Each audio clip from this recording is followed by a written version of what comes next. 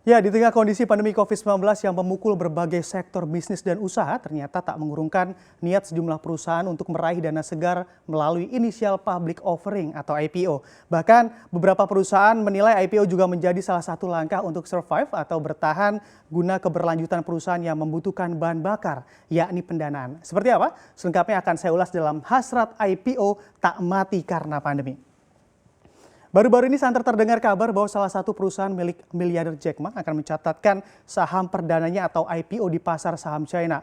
Perusahaan tersebut adalah Ant Group. Nah, di sini memang Ant Group adalah perusahaan fintech atau finansial teknologi yang dibentuk pada tahun 2014 guna menjalankan Alipay. Nah, Alipay sendiri adalah sistem pembayaran begitu yang juga dibuat oleh Jack Ma guna sistem pembayaran dalam bentuk daring atau online. Jadi saling berkaitan antara Ant Group dan juga Alipay dalam pengoperasiannya. Dalam melakukan IPO, perusahaan fintech besutan Jack Ma tersebut juga dikabarkan akan mencatatkan saham perdananya dengan nilai yang fantastis ataupun jumbo. Diketahui Ant Group membidik dana segar dari IPO di pasar saham sebesar 35 miliar dolar Amerika Serikat atau setara dengan 518 triliun rupiah. Angka sebesar itu juga diprediksi akan menjadi catatan rekor penawaran perdana atau IPO tertinggi di dunia, mengalahkan sejumlah perusahaan besar yang sempat pula berada di posisi tersebut. Lalu memang nominal sebesar itu juga diprediksi akan tercapai setelah perusahaan merevisi target pendanaan IPO Ant Group ini dan berdasarkan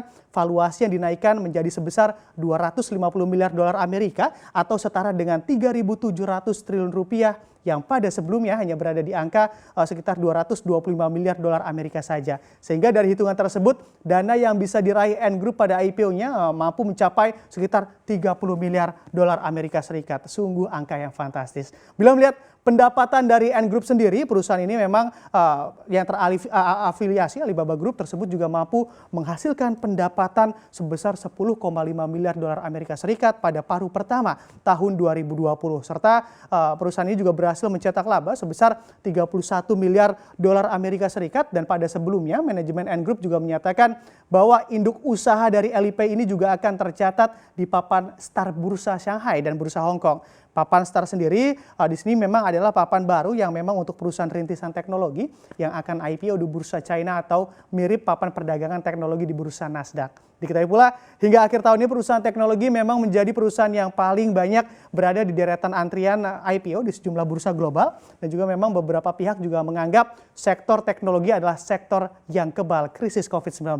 Hal tersebut juga dibuktikan dari beberapa perusahaan teknologi yang justru membuktikan kinerja terbaiknya dan dijagokan oleh analis pasar modal di masa pandemi ini seperti Zoom Video Communication dan juga Microsoft. Lebih lanjut, dalam ruang teknologi pemenang terbesar adalah perusahaan yang menyediakan produk dan layanan yang lebih mempercepat transisi ke ekonomi digital dan disitulah dapat disimpulkan di masa pandemi sektor teknologi ini memang diperlukan oleh masyarakat untuk mendukung perubahan aktivitas terdampak COVID-19.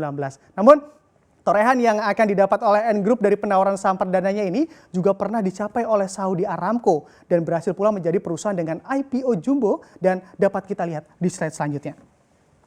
Nah, di sini memang BUMN minyak asal Arab Saudi, yakni Saudi Aramco ini memang pada penawaran umum saham pertamanya atau IPO di tahun lalu juga berhasil meraup dana jumbo sebesar 25,6 miliar US dollar. Nah, ini memang dari angka tersebut Aramco juga berhasil masuk dalam jajaran perusahaan dengan IPO tertinggi di dunia dan juga memang sempat mengalahkan Alibaba Group. Nah, di sini memang Aramco juga mencatat nilai pasar sebesar 1,7 triliun rupiah ini serta berhasil mendapat predikat sebagai perusahaan yang paling bernilai di dunia mengalahkan Apple pada waktu itu dan juga diketahui sebelum melakukan IPO juga sempat terjadi drama begitu dalam perjalanan perusahaan minyak tersebut antara lain adanya gejolak harga minyak dunia, ketidakpastian penilaian, lokasi listing saham serta peristiwa geopolitik yang terjadi antara lain serangan drone begitu dan rudal di kilang minyak milik Aramco yang terjadi pada bulan September 2019.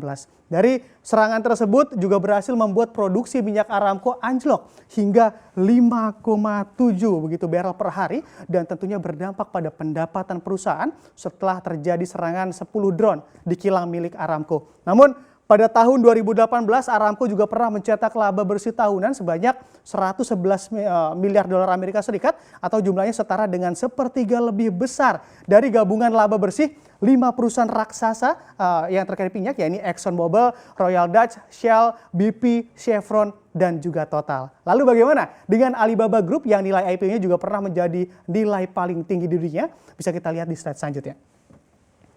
Nah, di sini pada tahun 2014 perusahaan yang lekat sekali dengan nama miliarder Jack Ma memang mampu membungkam publik dengan pencapaiannya yang gemilang.